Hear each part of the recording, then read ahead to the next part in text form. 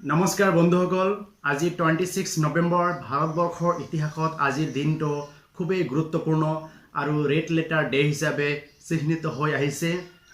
আজিৰ দিনটোক constitution day অথবা সংবিধান দিৱস অথবা নেশ্যনেল ল ডে হিচাপে পালন কৰি অহা হৈছে।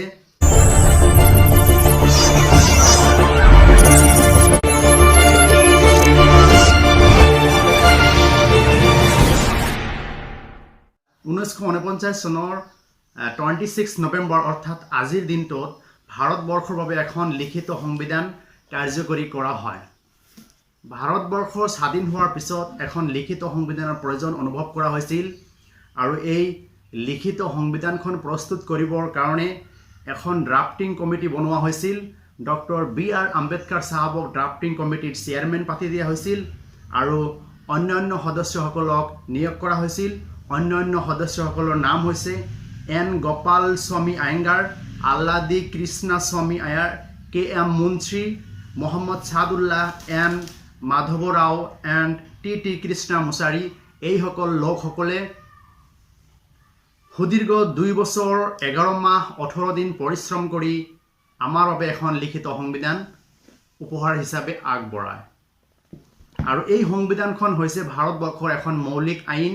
এই আইনৰ জৰিয়তে ভাৰতবৰ্ষৰ যিমান সংস্থা চৰকাৰ আছে এই চৰকাৰবিলাকে সুচাৰুৰূপে কাম কাজ পৰিচালিত কৰি আহিছে আৰু ভাৰতবৰ্ষৰ চিটিজেনসকলৰ বাবে কি কি অধিকাৰ দিয়া হৈছে সম্পূৰ্ণ এই সংবিধানখনত সন্নিৱিষ্ট কৰা হৈছে।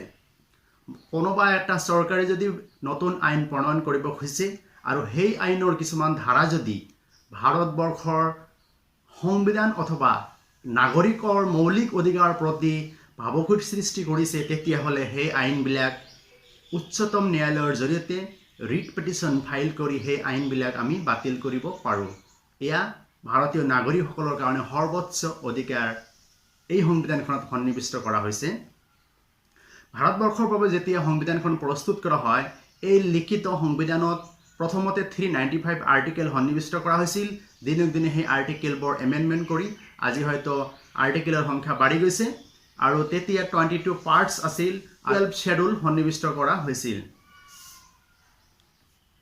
আমি এতিয়া আগবঢ়াইছোঁ ভাৰতবৰ্ষৰ সংবিধানৰ যিটো আত্মস্বৰূপ প্ৰস্তাৱনা প্ৰিএম্বুল, সেই প্ৰিএম্বুলটো আপোনালোকক অলপ শুনাই দিবলৈ মই চেষ্টা কৰিছোঁ।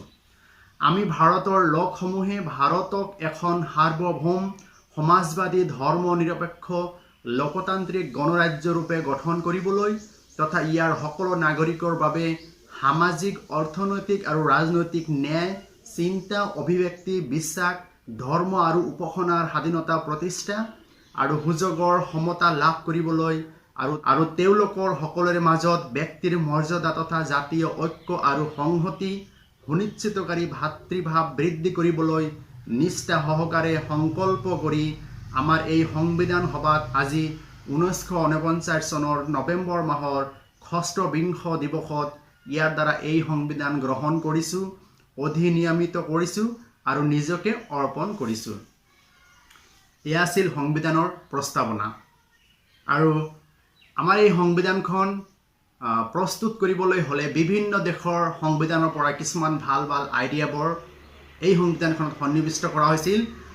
কোন দেশৰ পৰা ভাল ভাল আইডিয়াবোৰ সন্নিৱিষ্ট কৰা হৈছিল সেই দেশৰ নাম আমি আপোনালোকক অলপ শুনাই দিবলৈ চেষ্টা কৰিছোঁ। প্ৰথমতে গভৰ্ণমেণ্ট অফ ইণ্ডিয়া এক্ট 1935ৰ পৰা বহুত সংখ্যক প্ৰভিজন আমাৰ এই সংবিধানখনত সন্নিৱিষ্ট কৰা হৈছিল। তাৰপিছত Britain, United States of America, Ireland, Canada, United States Soviet Russia, Australia, Germany, South Africa, France এইবিলাক দেশৰ পৰাও বহুসংখ্যক প্ৰভিজন আমাৰ ভাৰতবৰ্ষৰ সংবিধানত সন্নিৱিষ্ট কৰা হয়। তেতিয়াৰ পৰাই আমাৰ এই সংবিধানখন ভাৰতবৰ্ষৰ বাবে মৌলিক আইন হিচাপে বিবেচিত হৈ আহিছে। ভিডিঅ'টো ভাল লাগিলে আপোনালোকে লাইক, কমেণ্ট আৰু শ্বেয়াৰ কৰিব। ধন্যবাদ। জয় আই অসম।